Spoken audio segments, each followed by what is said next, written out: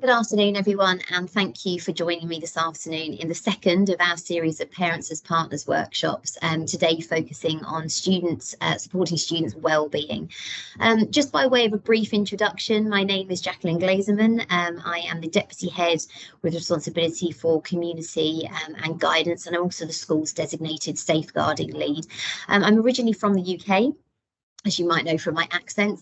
I began my teaching career as a PE teacher in inner city London schools, where I stayed for 7 years before moving to a large British school in Valencia in Spain. Like many expats, I only planned to stay there for 2 years, but ended up staying for 12. And during my time there, I held various responsibilities as head of Key Stage, assistant head, before then taking on responsibility for whole school. For whole school wellbeing and moving into a co-headship role and leading the school's pastoral provision.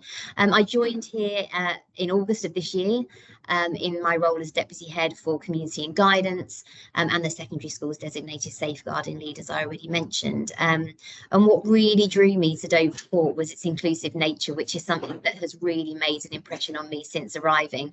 As our new head teacher said, there is definitely something magic happening in this school. Easy for me to get, but I'm also a mum of 2 boys, age 4 and 6. Although I haven't quite hit the teenage years yet, I certainly feel like I've been a mum of teenagers for around 20 years in my role in school. So lots of experience of working with young people, especially teens and preteens. So that's me. Those of you who attended the start of year welcome meetings might remember this particular slide that I showed. It's something that's become somewhat of a mantra for me because I firmly believe that wellbeing underpins personal and academic progress and success, whatever that success might look like. And we know that success looks different for everybody. But, you know, we know that as educators, young people learn better when they're happy, when they feel supported by their peers and adults around them, and when they have strategies and skills to cope with and overcome challenges. And almost 20 years of teaching have given me plenty of my own evidence to back up this claim that wellbeing really underpins progress. But there's also a growing body of research that suggests that this is true. And that's the first thing that I wanted to begin sharing with you today. So over recent years, there has been a huge focus on the importance of wellbeing in schools. So I wanted to just take a brief look at some of the research that identifies the important link between student wellbeing and outcomes. I will preface this by reiterating that when I talk about outcomes, obviously those outcomes look different for everybody. You know, when we talk about improving outcomes, we're not talking about every child achieving the top grades, but what we are talking about is every child being able to achieve their goals and experiencing success, whatever that might look like. So the first study that I just wanted to talk you through was something called the Avon Longitudinal Study of Parents and Children. This was a long-term study carried out in Avon, which is in the west of England. Now, this involved more than 14,000 women enrolling for the study during pregnancy in 1991 and 92. And parent-reported data was then gathered at regular intervals, right from pregnancy through to adolescence. So it's a really interesting long-term study to look at. School outcomes for children were then gathered from national student database, and together with the parent data, the research actually showed that children with higher levels of emotional, behavioural, social and school wellbeing on average had higher levels of academic achievement and actually felt more engaged in school, both concurrently and in later years. So a real long-term study there that showed the importance of wellbeing in terms of outcomes for young people. Another study that I wanted to show with you then, so something much more international. You may have heard of the work of Alejandro Adler, but Adler carried out research across 18 schools in Bhutan, 70 schools in Mexico and 694 schools in Peru. So a really extensive study. The schools are split into what they call treatment schools, where students received an intervention targeting non-academic wellbeing skills, and then control schools where students didn't receive the intervention. And what this research showed was that students in the intervention schools reported significantly higher well-being, and they performed significantly better on standardised national exams at the end of a 15-month intervention.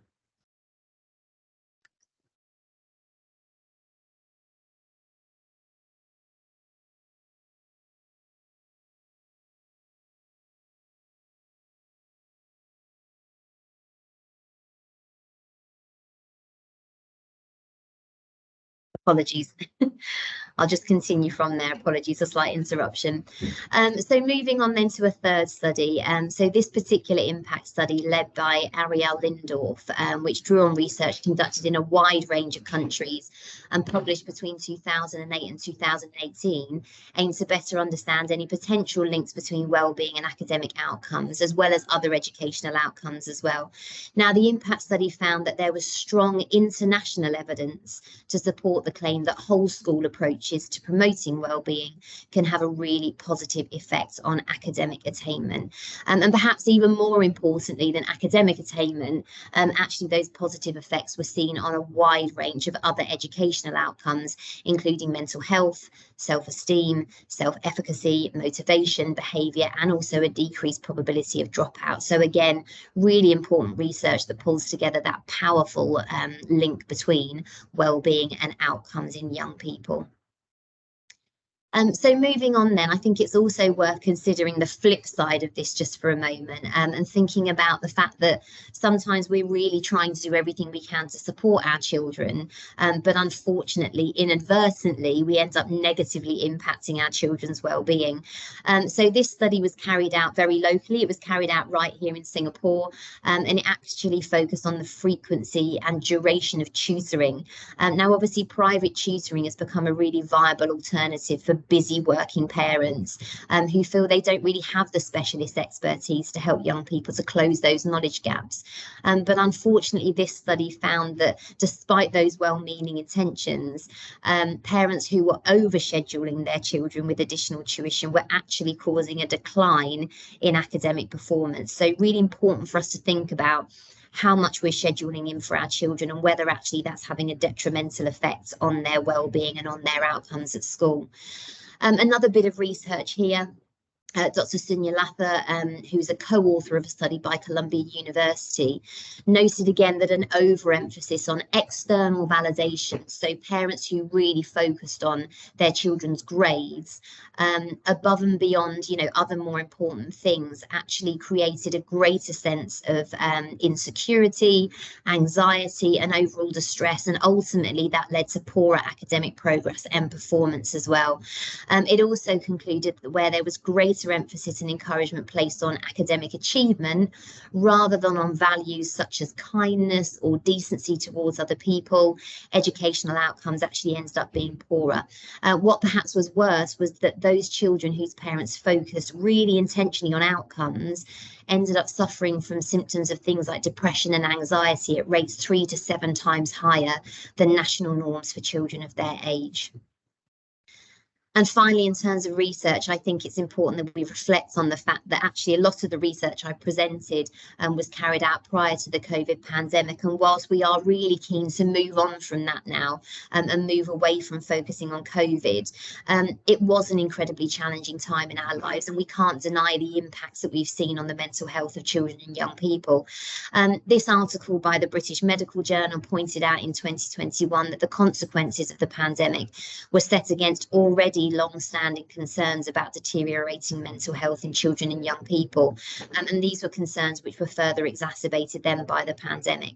So now more than ever, our children's well-being should be, and is certainly at Dover Court, at the forefront of our minds.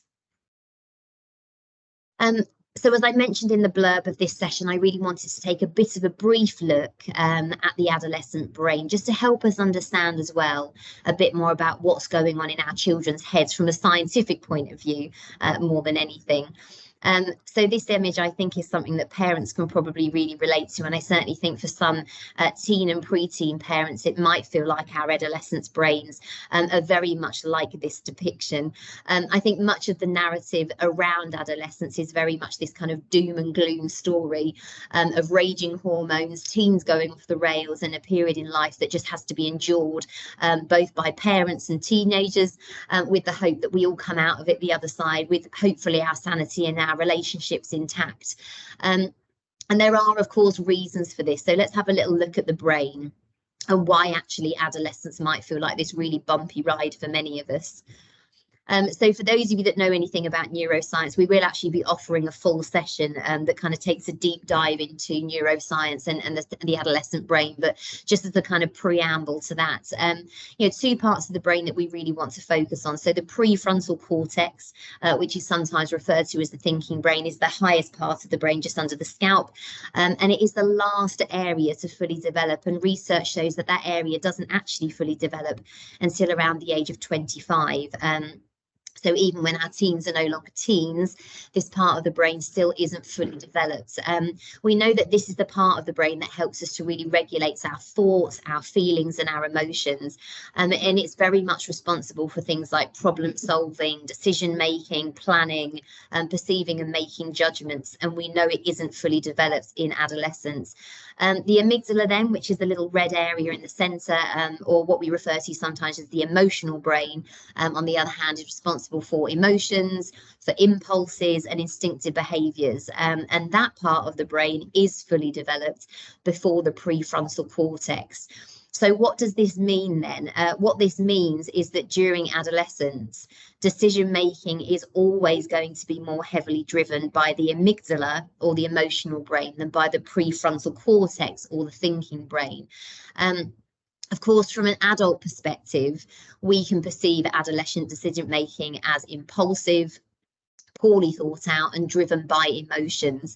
And whilst we know that teens and adolescents can accurately recognise and assess risk, they'll often place a higher value on a potential reward when weighed up against a potential risk. And while all this might sound problematic, it's actually a really vital part of development, because it's only through risk taking and trying new things that young people are getting a chance to test new ideas through trial and error, which is of course a really important step in moving towards independence. There's been a lot of work by Daniel Siegel, and he points out that we really need to see this as an important and vital part of our individual and collective lives, and that the changes that occur during adolescence are vitally important developmental changes that enable new abilities to emerge. So it might feel like we're on a rough and bumpy ride, but there's a really important reason for that. So what does it all mean then for those of us that are living with or working with teens and preteens? Ultimately, what it means is that our teenagers have a lot going on for themselves.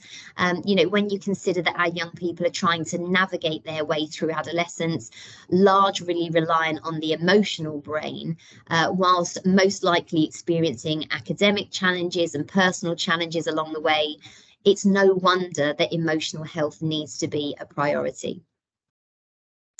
So what does supporting student wellbeing look like here at Dover Court? Hopefully your young people feel really well supported, but I just wanted to run through some of the things that we're doing as a school to support our young people's wellbeing.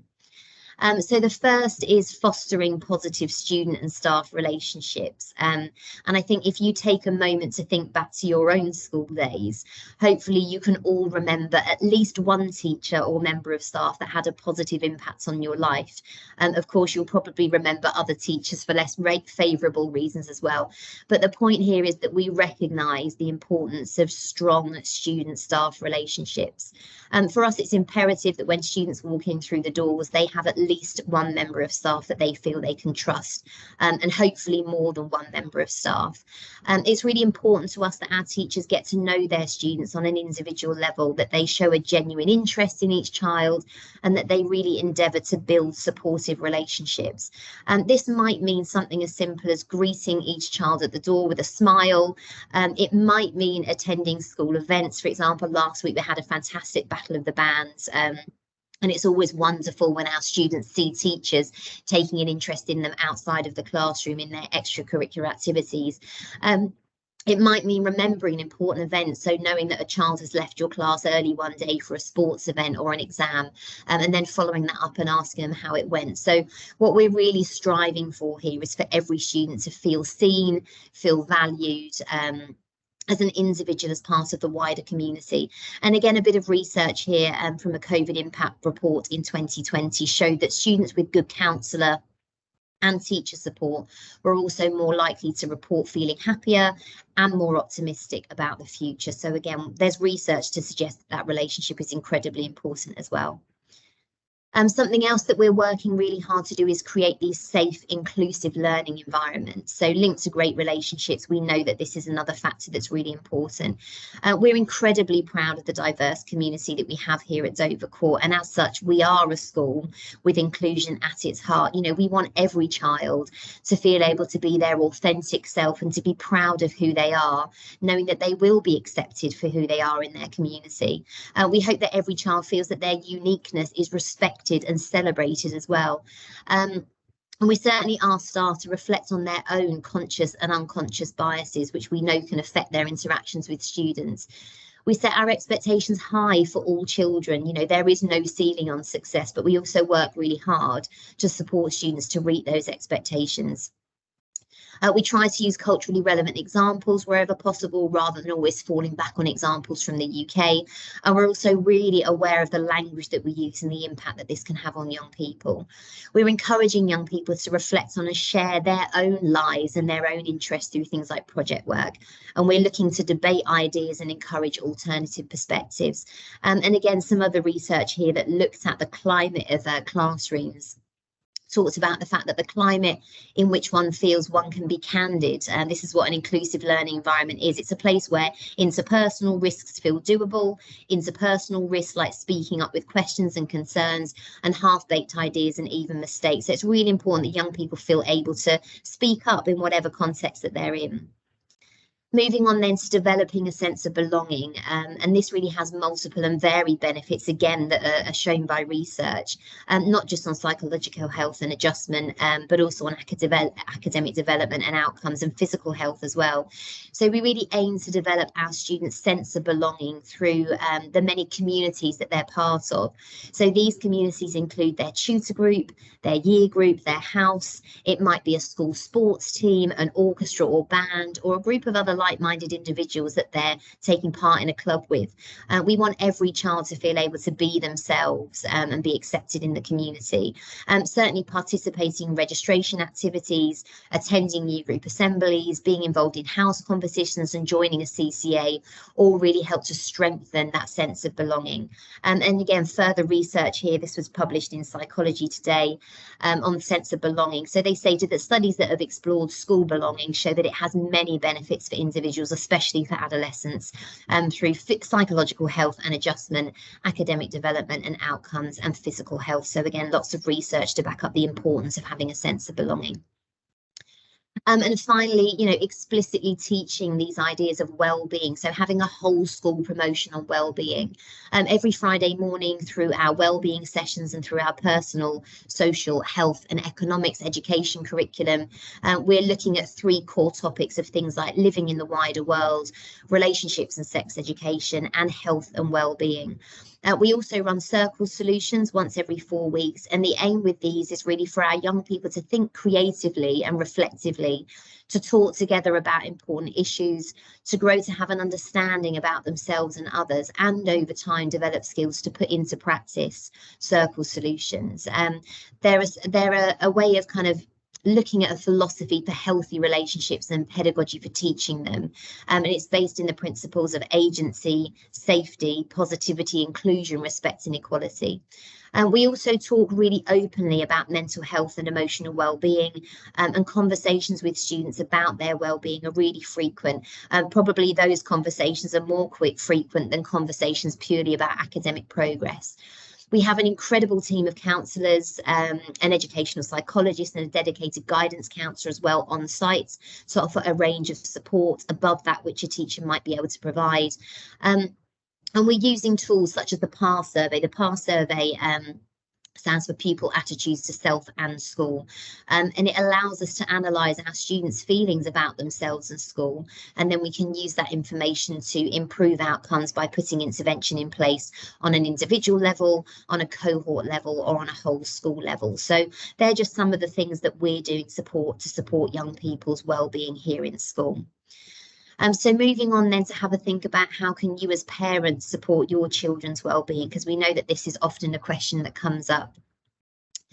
So something that I wanted to share with you that I think is really important is that reflection on our own parenting styles. And there's been lots and lots of research done into this area.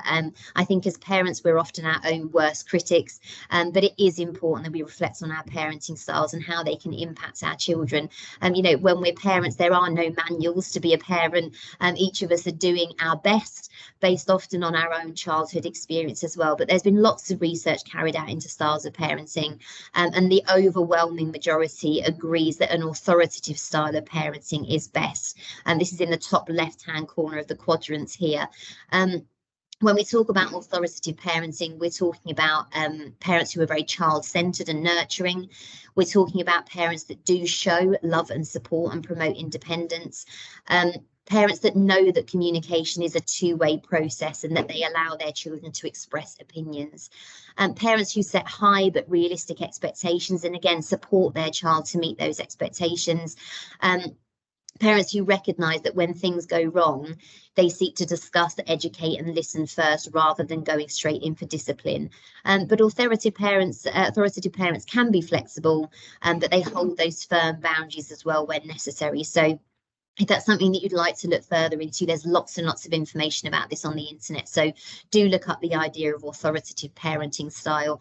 We certainly don't want to be slipping into the authoritarian style or the permissive style either. So perhaps that's something for some parents who may want to look into that in more detail.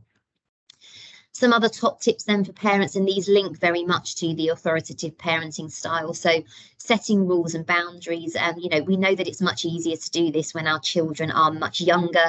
You know, we can insist on those boundaries when they're little. That we don't tend to have problems with that. But certainly as we move into adolescence, it is really important that we still keep setting those rules. We still keep setting those boundaries.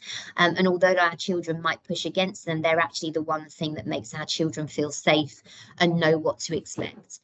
Being present and keeping those lines of communication open, obviously in an ever-connected world, you know, many of us, and I'm guilty of this as well, fall into that trap of being on our mobile phones when our children are around, and when they're asking us questions or trying to tell us things, we're trying to multitask on our phones at the same time as trying to pay attention to our children and what they need.